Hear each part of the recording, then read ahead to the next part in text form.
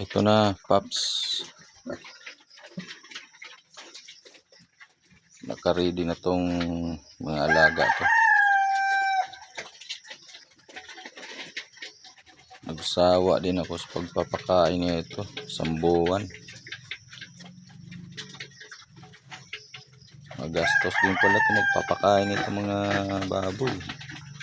Pigs at saka kangkong. Kangkong binibili din. Nasubukan din mag-alaga ng baboy. Ito. Ang makauwi na ng Maynila. Tatay na to. Ito relitsunin to. 25 kilos to. Lechon de leche. Yung dalawa lapa to.